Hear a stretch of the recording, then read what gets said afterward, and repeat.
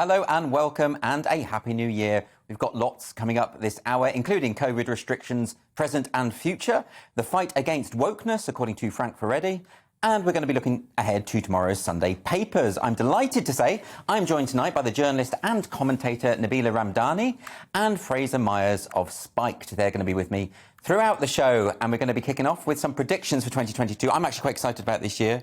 I'm doing the dry January thing, you know. Really? I'm going to do. Yeah, I had someone who follows me on Twitter made a statement today saying that they're going to do dry January, but they're just going to do dry white wine and dry martinis, and I think that's a good cheat. I think I could get on board with that. But any predictions? So we'll come to you first, Nabila. What do you think? Any major predictions this year? Interesting year for French politics, of course. What do you think might happen there? Well, first of all, on a more sober note, if I may, no pun intended, but I think we're going to speak a lot more about the coronavirus pandemic. We're officially entering the third year, and we are effectively learning to live with it. Yes. And even though we're trying a lot of things, from jabs to lockdowns, to try and diminish the pandemic, a lot of us are now realising that it's going to play a big part in our lives for many years to come. Can you sort of talk us through what the main differences in approach, policy-wise, from the UK government and the French government has been?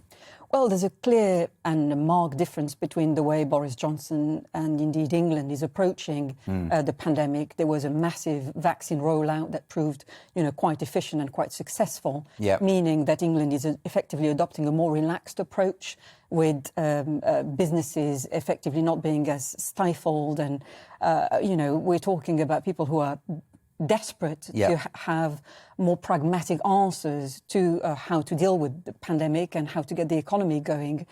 In France, it's a lot stricter, with precautionary measures, including COVID passes required when you go into a cafe or into a restaurant. Masks are being reintroduced on the streets as well. Yes. So it's a lot more like Wales, as we'll But this is quite surprising to me. I mean, from what I know of the history of sort of France and the politics and the way things work there, is that the public generally don't like being restricted, and they tend to react badly, and they tend to be quicker to indulge in mass protest than, say, we are in the UK. Fraser, do you think I'm right about that? Do you think there's going to be any kind of pushback against these kind of restrictions in France? I hope so, but I think France is quite an authoritarian country, quite paradoxically. So at the same time, you're absolutely right. They're much more willing to go on a protest than we are. Yes. Much more likely to take to the streets in anger. Yeah, exactly. Kill off their monarchy, that kind of thing. Kill off their monarchy. There's often, on one of these, you'll see like farmers dumping manure outside the local town hall, that kind of thing. Yeah.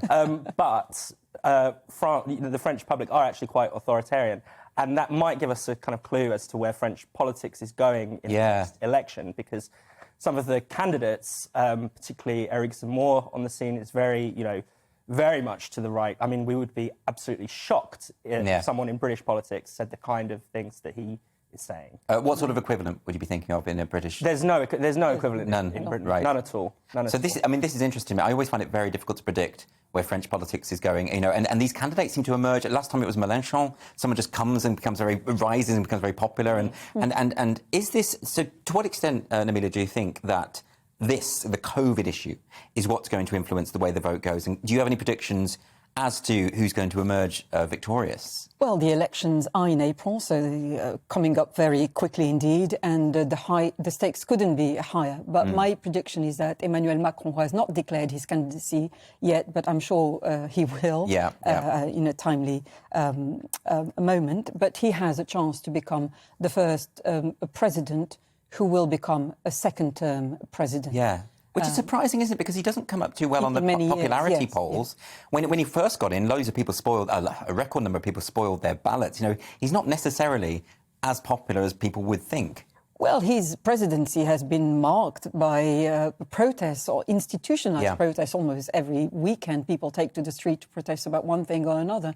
I mean, the yellow vests has been a movement that has caused an awful lot of chaos on a very regular basis, for example. But there are all sorts of groups, including people who oppose vaccination in France, or people who want more or stricter measures.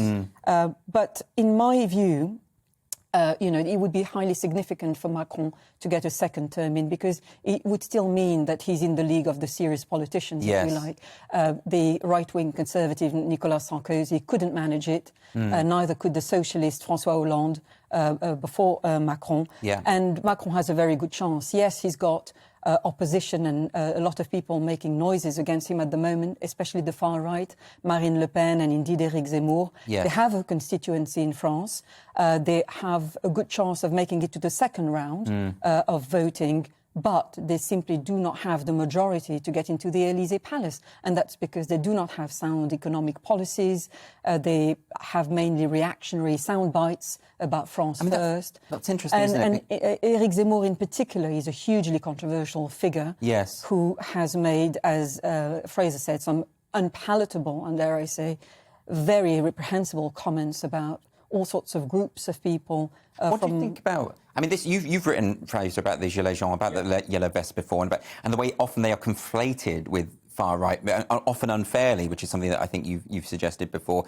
But now we're in a situation where the right-wing vote is being split, or it looks that way. What do you think the impact of all of this will be? Yes, it's interesting on the Gilets jaunes because they really do have a kind of idiosyncratic set of views, and they don't really have a candidate who can represent them, even though they are probably, a lot of people at some points they were on the side of the majority. Yes. But yeah, in terms of the right being split, it's quite interesting. I think Marine Le Pen and Éric Zemmour are actually targeting different constituencies in a way. So Le Pen's kind of strategy has always been to go for the kind of working class voters, yes, people who used to vote communists, effectively. Yeah. In some really poor parts of France. Whereas Zemmour, I think, appeals to the more kind of petit bourgeois type.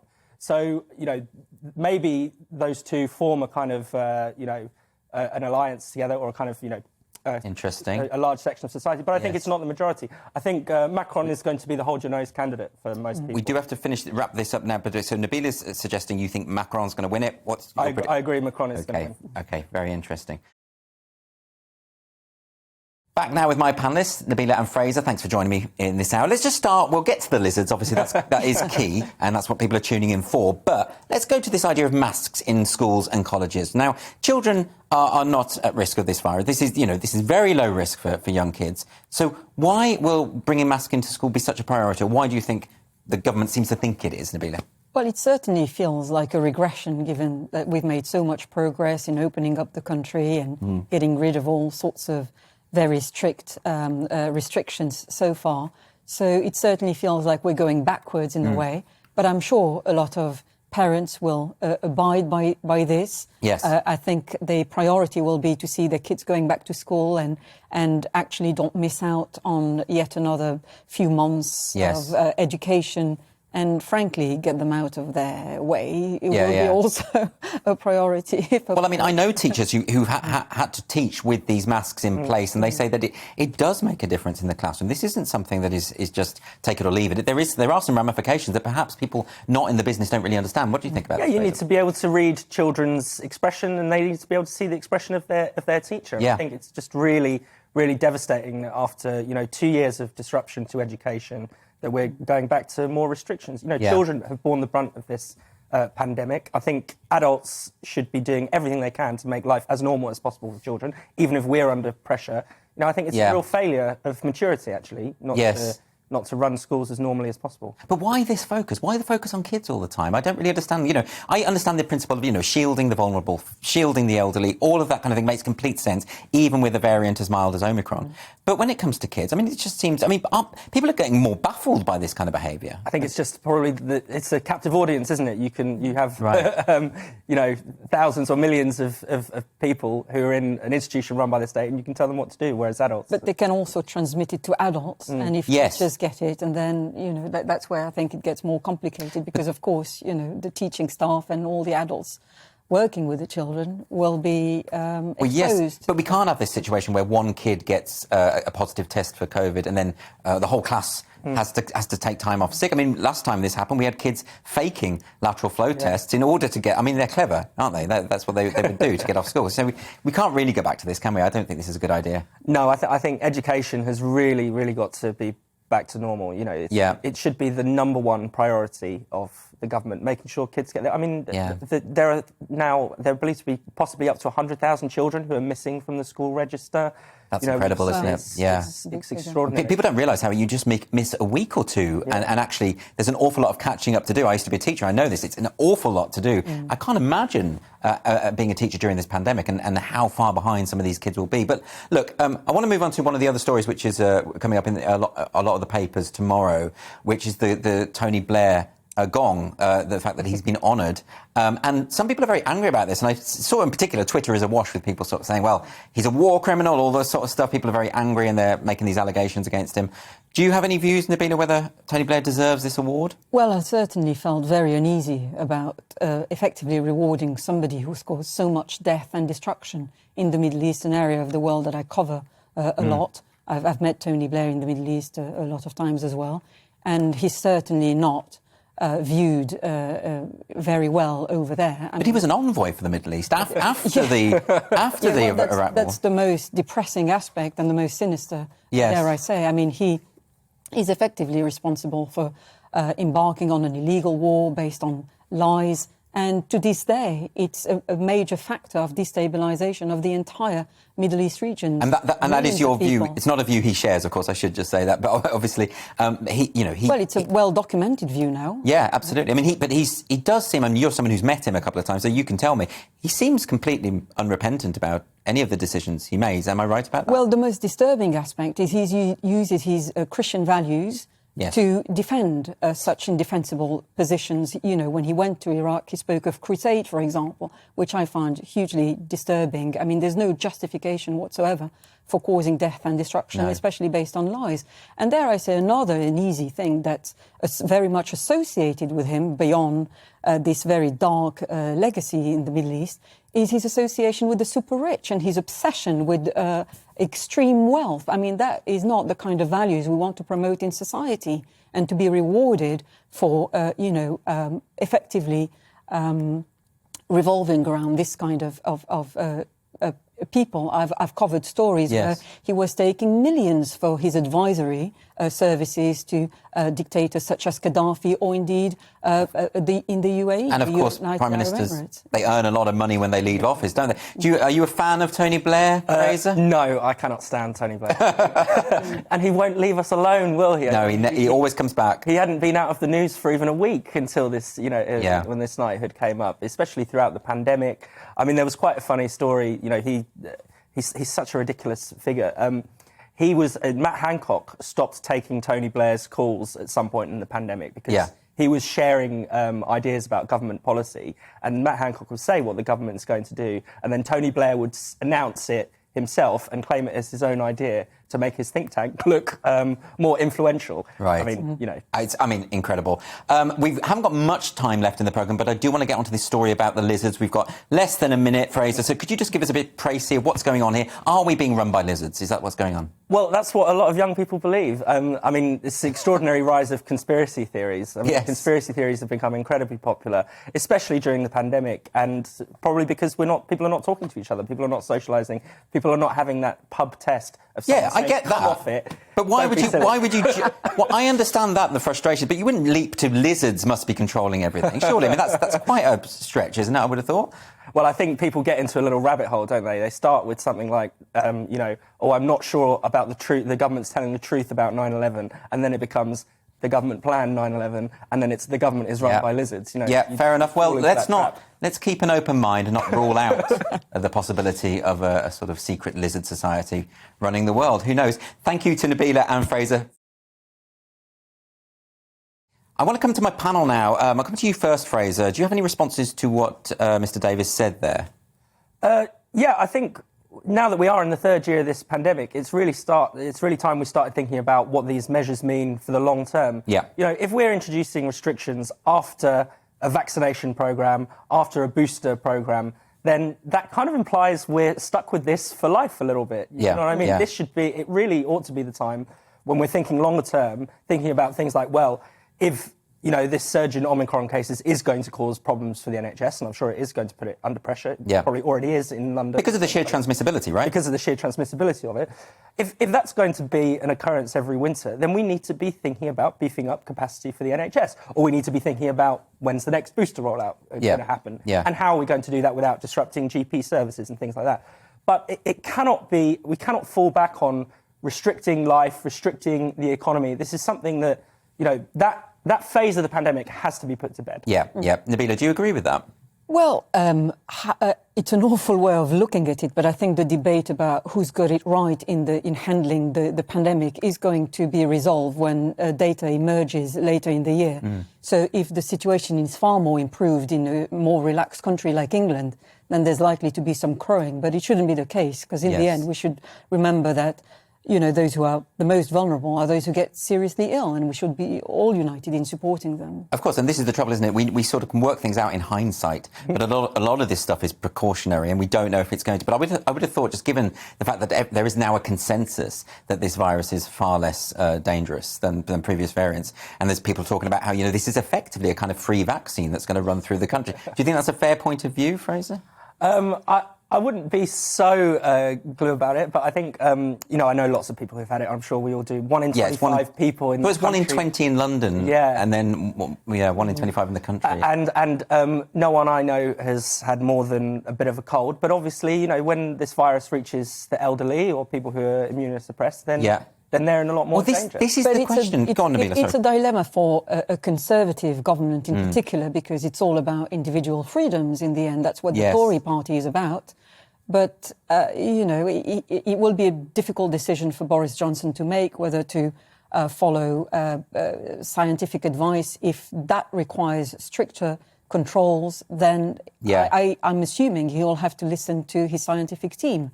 Yes. In which case, that means going against essentially the fundamental principles of what underpins the Tory party and the Tory values. But there's a problem there, isn't there? Because when they went to Sage asking for the model of what could potentially happen, they asked them for the worst case scenario and nothing but, right? Which would suggest that maybe they're not all that interested in what the actual outcome might be. They want a kind of justification for further restrictions. I don't know if Boris Johnson can survive that. What do you think, Fraser? I think, I don't think we saw the rebellion, nearly 100 MPs rebel against Plan B measures, which in the grand scheme of things are actually pretty light.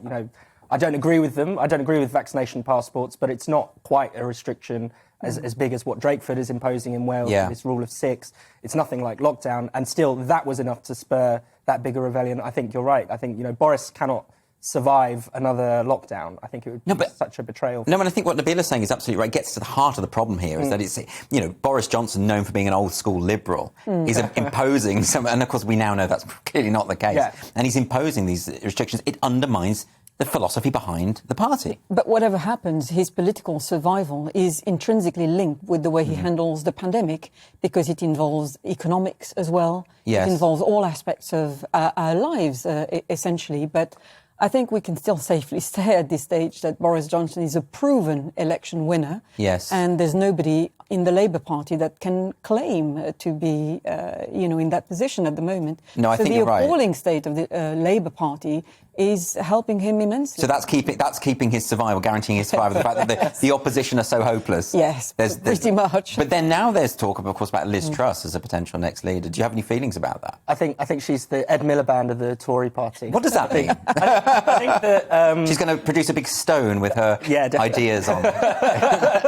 She should do that. She'll nick that idea. No, I think that Liz Truss is well liked by Conservative members of the rank and file. She models herself on Thatcher. She's very pro-free market. But I don't think that's what the country is interested in. I think it's a bit of a throwback to the way the Tories were in the 1980s. And really, the kind of new version of the Conservative Party, Boris Johnson's kind of coalition of, the policies that won over the Red Wall are not free market, economics and free trade. That's not what the country is yearning. Very, very good point. I find this fascinating. In terms of this idea that a religious body or a traditional religious group can, in a sense, become captured by an ideological movement. I've even had sort of American friends talking about how the Baptist Evangelical Church in America is suddenly being captured by wokeness. This, to me, I find this utterly bizarre. I doubt it will happen to the Catholics. But Nabila, do you have any thoughts about it?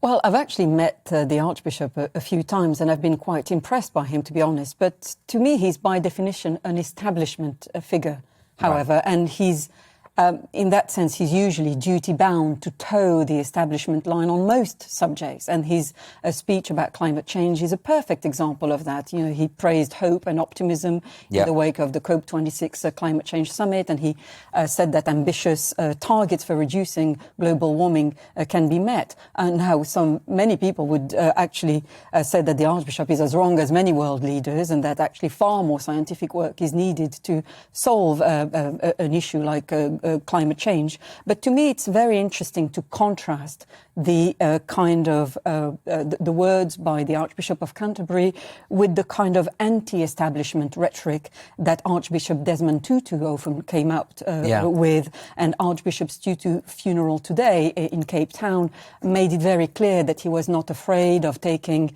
you know, the kind of unpopular or support the kind of causes such as being pro-Palestinian, for example. And Tutu remained very much loved and respected while criticising the West's lack of support for the Palestinians, for example.